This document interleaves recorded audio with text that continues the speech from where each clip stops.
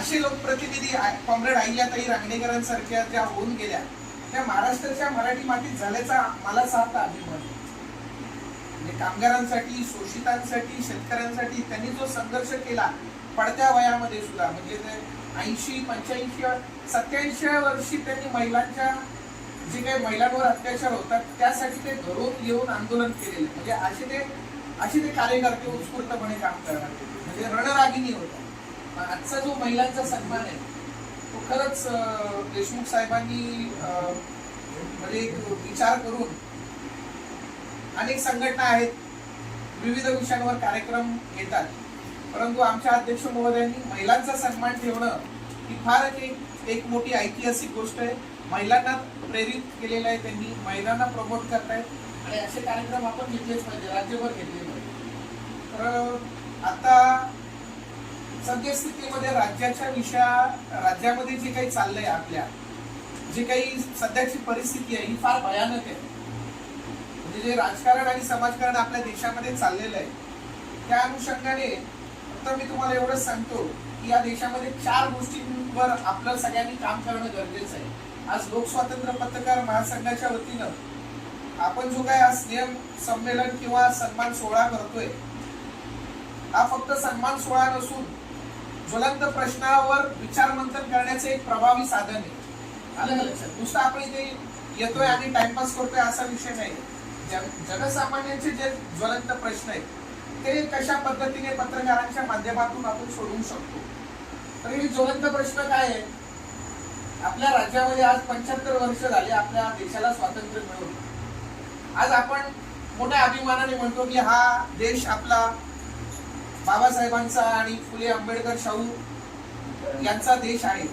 पण आज ही देशामध्ये जी भयानक परिस्थिती आहे याचं आत्मचिंतन आपण केलेलं आहे का? एक पत्रकार म्हणून हा प्रश्न आपण स्वतःला विचारणं आवश्यक आहे. त्यामध्ये सर्वप्रथम शिक्षणाचा मुद्दा आहे. आज मुंबई सारख्या शहरामध्ये अनेक, आता माझी मुलं आहेत शिक्षण घेत आहेत, त्यांना किमान दर्जेदार शिक्षण मिळत आहे शहरात असल्यामुळे. आज ग्रामीण भागामध्ये काय परिस्थिती आहे? शाळेमध्ये छप्पर नाहीये, मुलं येत आहेत अंगणवाडीत शिकतायत, शाळेमध्ये शिकतायत, पावसा पाण्याचं त्यांना शाळेत बसता येत नाही, शिक्षणाचा दर्जा नाहीये. आणि जर दर्जेदार शिक्षण भेटलं नाही तर त्या पोरांचं भविष्य आणि देशाचं भविष्य काय असणार? त्यामुळं आपल्या देशामध्ये आपण सर्व पत्रकारांनी एकत्रित येऊन या शिक्षणाचं राष्ट्रीयकरण झालं पाहिजे, ही भूमिका स्वीकारली पाहिजे. आज गाव असो, खेडं असो, तालुका असो किंवा शहर असो, प्रत्येक ठिकाणी शिक्षणाच्या नावाखाली धंदा चालू झालेला आहे.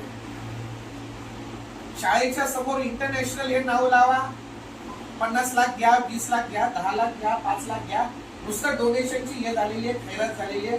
आणि ह्याच्यामध्ये या शिक्षण क्षेत्रामध्ये आपल्या देशाचे राजकीय लोक घुसलेले आणि फक्त शिक्षणाला धंदा बनवून टाकलेला. त्यामुळे 0 ते 18 या वयोगटातील सर्व आपल्या मुलाबाळांना, प्रत्येक भारतीयाला शिक्षण हे सक्तीचं, मोफत आणि दर्जेदार भेटलं पाहिजे. याच्यासाठी आम्ही सगळ्यांनी संघर्ष केला पाहिजे. लक्षात आलं का? शिक्षण जोपर्यंत सर्वांपर्यंत पोहोचत नाही आणि दर्जेदार शिक्षण पोहोचत नाही तोपर्यंत या देशामध्ये क्रांती होऊ शकत नाही.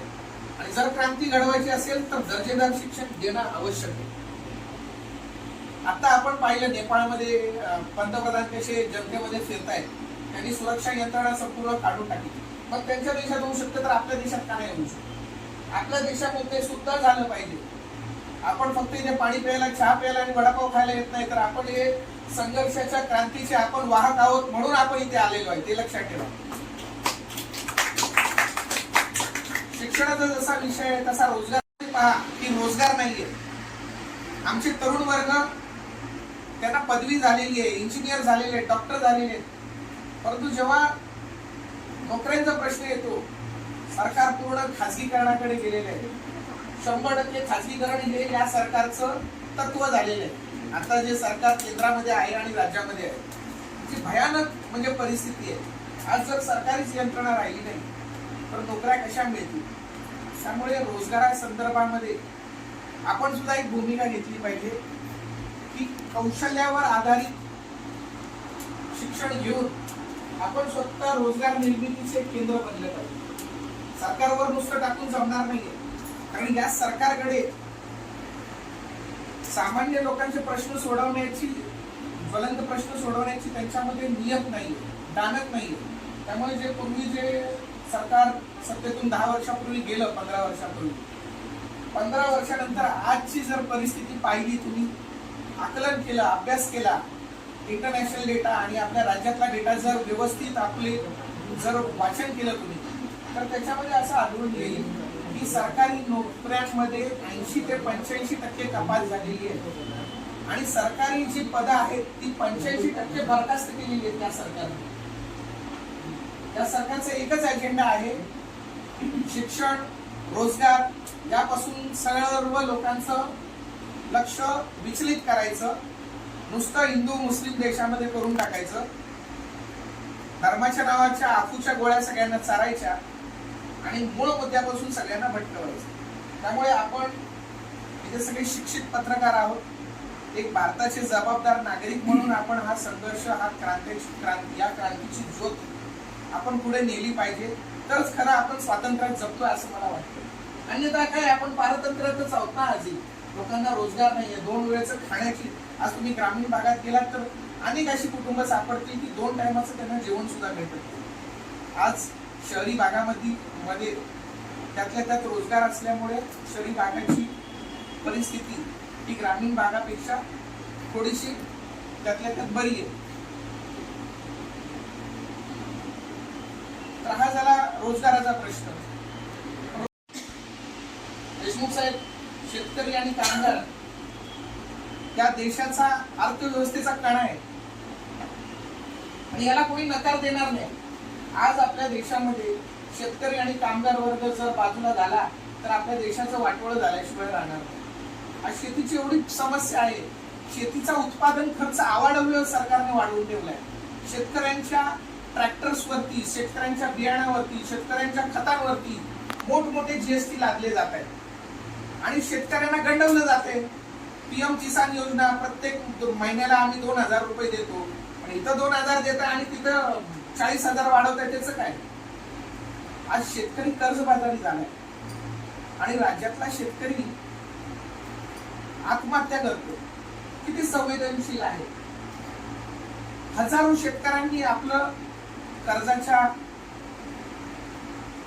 कर्जामध्ये गुंतल्यामुळे, डुबल्यामुळे शेतकऱ्याच्या घरात सुद्धा त्यांच्या मुलाबाळांची लग्न होतात, त्यांच्या मुलांची शिक्षण आहे. परंतु सरकार याच्यावरती स्वामीनाथन आयोग का लागू करत नाहीये? गेल्या 20 वर्षापासून स्वामीनाथन आयोगाच्या जे काही रिकमेंडेशन्स आहेत ते आजही तिथे पटलावर पडलेले आहेत. आजही अनेक विधानसभा सदस्य तिथं स्वामीनाथन आयोग लागू करा म्हणून हे करतायत. तर या सरकारला जर धारेवर आणू शकतो तो फक्त आपल्यातला खरा पत्रकार आणू शकतो. त्यामुळे पत्रकारांची जबाबदारी समाजामध्ये वाढलेली आहे. देशमुख साहेब, पत्रकारांनी निष्पक्ष पत्रकारिता केली पाहिजे. आज जे आपण सत्ताधारी पक्षांचे गुलाम झालो, त्यांच्या आहारी गेलं, हे पहिले सोडलं पाहिजे. कारण येणारा भविष्य काळ हा आपल्यासाठी घातक असेल. देशाचा विनाश होण्याच्या मार्गावर आहे.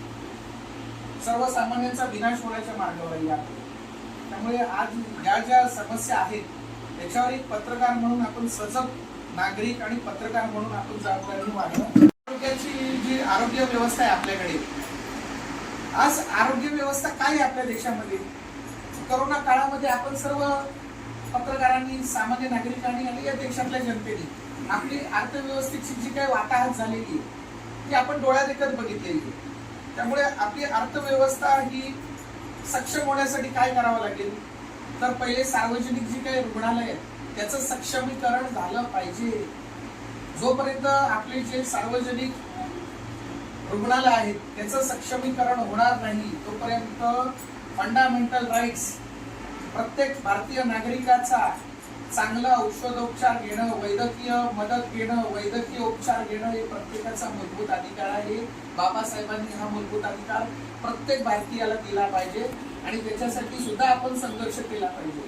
त्यामुळे सरकारी रुग्णालयांचं सक्षमीकरण आणि त्याचं राष्ट्रीयकरण हा सुद्धा आपण एक कॉन्सेप्ट आपण डोक्यात ठेवला पाहिजे आणि अशा पद्धतीने हे त्रिसूत्री जो कार्यक्रम आहे हा पत्रकारांनी हातात घेऊन आपण भविष्यामध्ये आपला देश, आपली जनता, आपले सर्व नागरिक कशा समृद्धीच्या प्रवाहामध्ये कशी येतील त्याच्यासाठी संघर्ष करणं गरजेचं आहे. आणि मी एक संघर्षशील कार्यकर्ता आहे. जिथेही अन्याय होतो तिथे मी पहिला तुटून पडतो अन्यायाच्या विरोधात. मग ते आंदोलनाच्या माध्यमातून असू दे किंवा आम्ही पत्रकार बातम्यांच्या माध्यमातून असू दे किंवा मग न्यायालयामध्ये आम्ही याचिका सुद्धा, जनहित याचिका सुद्धा दाखल करतो. अशा पद्धतीने संघर्षाची जी काही आपली टीम आहे ती वाढत गेली.